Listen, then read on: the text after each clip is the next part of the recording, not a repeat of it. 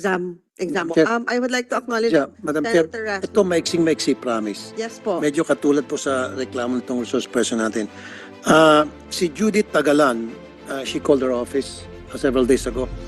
Nung June 16, bumili po siya ng, hindi promo to ng ticket, Cebu Pacific, going to Osamis, 10 a.m. flight, 5J781. Prior to June 20, nakatanggap po siya ng email telling her na kinakancel po yung kanyang flight. Cancel daw yung flight. At she's being rebooked for June 22 without stating any reason at all. Basta't cancel lang yung flight niya. So tumawag po siya sa amin. After tumawag po siya sa amin, we check na yung June 20, meron pa palang flight. Hindi pala talaga totally canceled. In fact, meron dalawang flight for that particular day. So we called Cebu Pacific. After we called Cebu Pacific and we informed Cebu Pacific about it, bingo, right there and then pinasakay na siya. Senator Rafi, on the same flight na supposed to be canceled. Kinancel June 20 yung flight niya. This was supposed to be yesterday. So ngayon, prior to that, the day before that, sinabi sa kanya na cancel yung flight. Nung nagsumog sa amin, chinek namin at chinek din niya na hindi pala cancel yung flight ng June 20. In fact, meron pang dalawang flight going to Usamis. So, tumawag kami sa Cebu Pacific. Nung tumawag kami sa Cebu Pacific, agad-agad, pinasakay na siya on that day. So, yun lang, experience na sinasabi ko na tumawag sa amin si June Tagalan. Judith Tagalan. Anyway, gusto ko lang madugtong din, sana sa next hearing, ma-invite natin yung CAAP kasi maraming issue ako tungkol sa CAAP na this should be addressed. Kasi yung if this keeps happening, itong overbooking, meron safety issue dito kaakibat, Madam Chair. May nakausap ako na mechanic expert. Sabi niya dapat mapag-usapan natin to dahil nagagasgas yung eroplano. Yung demand hindi nami-meet ng supply. So, kulang eroplano, napakanaman ng pasahero, so na-overlook sometimes yung maintenance ng aircraft. Pero that's a different story compared dito sa pinag-usapan natin. Siguro, sana next time kausapin yes, Senator Rafi, imbitan siguro natin. Comsec, paki-invite sa next hearing ang CAAP. I would like to acknowledge Senator Risa Ontiveros. Salamat, Madam Chair. Just a quick one follow-up question sa ngayon sa Cebu Pacific. Kasi habang po nagkikwento sa atin si resource person number 3, na-recognize ko sa eksaktong mga detalyeng kinikwento niya. She was one of those who emailed my office after the chair scheduled this hearing. So ang daming wrong sa nangyari sa kanya. But just this one of the points, no, na after being told that all flights the next day were fully booked, yung tita nga niya, nakamanage na i-book siya ng ibang ticket sa Manila the very next morning for 14,000 pesos. So, just short and sweet initially to Cebu Pacific.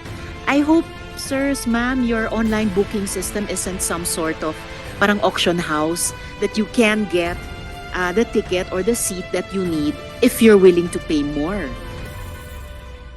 Siguro, maybe tapusin muna natin yung two other resource persons na meron din silang experience, and then we will ask the other agencies to answer. I submit, Madam Chair. And then also in relation to, later po, to resource person number 3, a couple of questions sa Civil Aeronautics Board. Ano yung karapatan ng pasahero kapag sapilitan na stranded siya away from home? Thank you. Madam Chair, makasingit mabilis na to. Yes, Senator. Nakalimutan ko. Anong sagot ng SEBPAC kung bakit nangyayari yung... Pero in fairness, Cebu PAC, situation? na-action na naman nung tumawag kami. Umaksyon, in fairness. Thank you, Sen. Rafi. Siguro, ladies first muna ho tayo. I would like to call on Ms. Gangoso.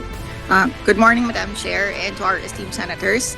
I work for the OFW party list for Congresswoman Marisa Del Mar Magsino, and we have been assisting OFWs who have been affected by flight cancellations. But coincidentally, I became victim of flight cancellation last June 6, and kindly allow me to share a brief narration of our experience.